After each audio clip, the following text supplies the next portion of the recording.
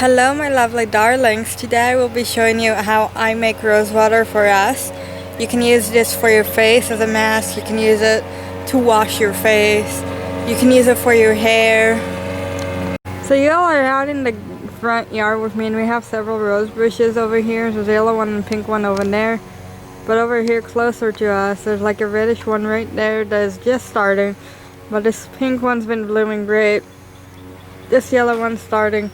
That one's still a baby, so it will take a little bit. But this red one is my favorite. Now, we're not going to need all these rose petals. We're not going to need all the roses. Now, we're not going to need all these roses. I'm only going to need about 6 or 7. Because we're going to detach the petals from them. And a little bit of it actually makes quite a nice jar. So I'm only going to get a few of them off right now. So I'm seeing that the wind blew some of these petals on the ground, so I'm gonna collect some of the petals on the ground first and then I'll get to cutting them. And the background noise you hear is a few of our neighbors are lawn mowing their yards right now, so that's that background noise. So the nice thing about roses is the more you cut them when they grow, the more will come to you. I've actually already taken some of these ones off, as well as some of the yellow ones and pink ones, and they're growing back well. So I'm going to take some more off. I just don't like to take more than I'm going to use. But since I'm showing you all how to make rose water today, I will start with those ones because it's my personal favorite. Just took that big one off from right there, and I can see that there's 1, 2, 3 little ones that were starting behind it. So by me taking the big ones, these 3 are going to have a better chance of survival. Just like I'm going to take this one and that one down there, they're going to have a better chance of survival. This one up here is still too young, so I'm not going to do anything with this one yet. So when choosing the roses, I usually like to choose ones that, like this big red one, I have little ones underneath them, or ones that look like this that I ran down, because now the leaves are just going to take themselves apart, which is fine because I'm going to use the leaves anyways. I'm going to get that one too. And I'm going to start. I actually have about 4 roses in here, including this one. It will be 4. So they look gorgeous in here. I love these colors. Both the smells are amazing. They're 2 different types of roses, but they'll be fine. And the reason why I decided to stop at 4 is because these are quite big. And the 2 that already fell apart are quite big. If it was something that was like that, then I would use about 6 or 7 of them. Maybe 8. But since these ones are quite big, 4 will be plenty for what we're doing. So let's get inside. Alright my darlings, so inside a pot, put some water and get it to a simmer or a boil. Mine's not there yet on purpose. I just started it up. You see the red? I just started it up. So in the meantime you can wash your jars and pick the petals off your roses. I'm going to put them in 2 of these jars. The lifespan of this is going to be quite a long time. It's about a year and a half. It depends on how you use it. We need to make this multiple times a year because there's several of us here. And I don't like to keep it for so long. But when we do use it, sometimes we'd add almond oil or olive oil to it. I don't like to cook it with it because the almond oil and olive oil is going to shorten its lifeline. In the jars, it will be better off by itself and just mix a little bit when you need it. So I'll just put a little bit of the rose water in a bowl and mix it with either a little bit of olive oil or a little bit of almond oil. Almond oil is good for your skin. Olive oil is also good for your skin, but also your hair, so it depends what you're doing with it. We'll make a different video for the benefits of roses because there's a bunch of different benefits of it, and there's a bunch of different benefits to using the rose water because of it. But while this is going, let's get our petals going. So as I said, I already washed my jar, so I'm just gonna finish with the petals. Now this part in the middle, we're not gonna need this, so you can throw this away. We're only gonna need the actual petals. And I will tell you, we need to make this in a time, well, I'd like to use the flowers that we have here in our own yard, but if we need to make some more in the winter or in a time where they're not grown quite yet. It smells so good. I wish you guys can smell it. It looks so gorgeous and smells so good. What we should do is make some bars of soap with this as well. But what was I saying? Oh yeah, if we don't have them for whatever reason outside, we can buy a dozen roses and I will let them live for a while. And near the end of their life, before they're all wilty and dying, when they're just starting to wilt down and get kind of yucky, then I would put them into the rose water.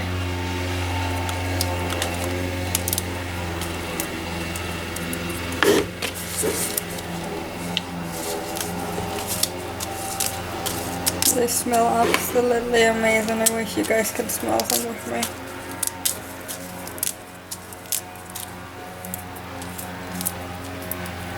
So we have a few, not only a few colors, but a few breeds of roses outside. So I will show you. The middle of them looks different too. This was the red, this one was the pink. It's just two different species of the roses. But here are all the petals. And this will be more than enough. It smells so good. Oh. Guess I missed one. So while the water is getting to a sizzling boil and we got all of our roses here ready to go petal wise and our jars are washed, some of the other things that I do with the rose petals is if they do get dried out, I crush them and I make them into a powder and I put them either in some creams or different things, candles, bars of soap. I'd rather use them dried, they work better in dried, or even cooking. I will dry some and put them in the baggie, run them through the herb grinder, and now we have rose petals or some tea. Rose tea is very good and very healthy for many reasons, but I'm not going to tell you any of the benefits for it right now. That way you guys can go and watch the rose benefits video that will come on soon. So I don't know how much you all can see the bubbles, but it's starting to get a little bubbly. I'm just going to wait a couple more minutes for it to get a little more, and then we'll put it in. So I don't know how much you all can see the bubbles or not, but it is between a sizzle and a boil right now. So I'm going to go ahead and put some petals in there.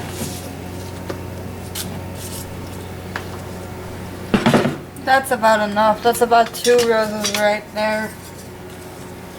We might be able to make something else with the other half. We'll see. With a wood spoon though, you want to kind of move it around, swim it around. Nope, the other half is coming in. And I'm going to leave it in the pot with an occasional stir for between 5 to 10 minutes. I usually go about 10 minutes, but depending on how high your stove is, sometimes you can get away with it in a shorter amount of time, but I would say definitely, oh, did I say 5? I'm sorry. 8 to 10 minutes. But I usually go the whole 10.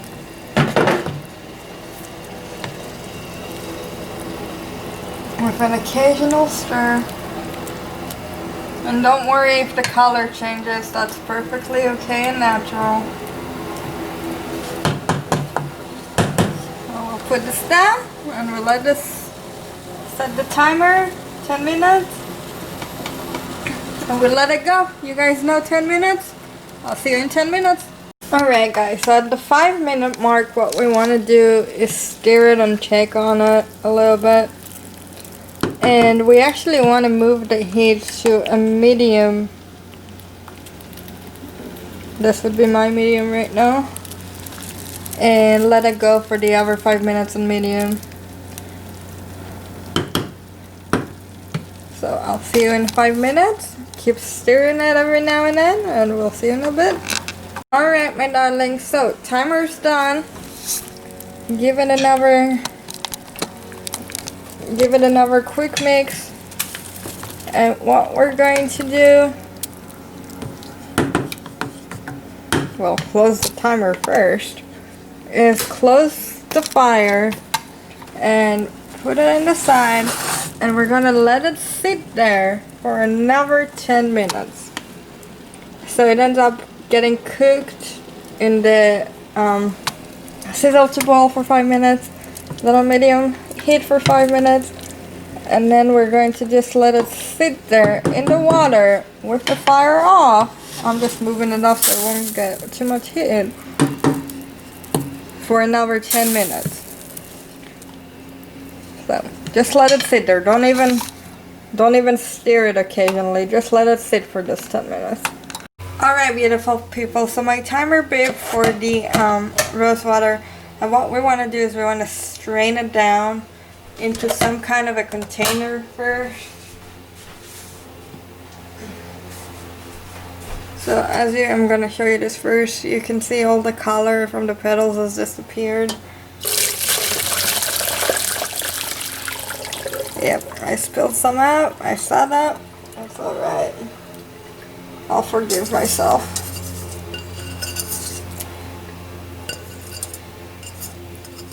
Just watch your fingers because this will be hot, obviously. Now you see all the colors out of the petals. It's actually in your water and it's fine. It's not going to toxify you. It's perfectly fine. So I'm gonna throw these petals away. You can either throw them away, put them in your yard, whatever you want to do with them. And I am going to let this cool down a little bit.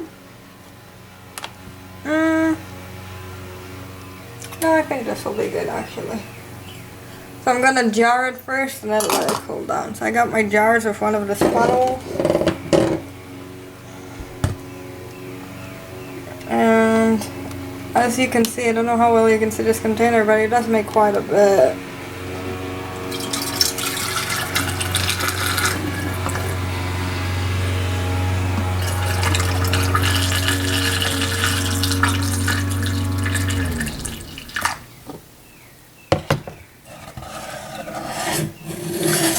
There's one jar.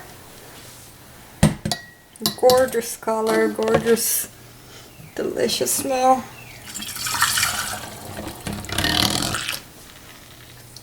And there's the other jar. It would have gotten a little higher in this jar if I haven't spilled a little bit, but it's okay, I'll forgive myself. It will all be used and we'll probably make some more with some of the other flowers. So, I'm going to let this cool down a little bit and then I'll close them up. And we'll see you in a bit. Alright darlings, now that it cooled down somewhat, you want to close it up. And to store it, leave it in a cool place. Don't let it get too hot. And have fun with it. Thank you all so much for watching. Have a great day.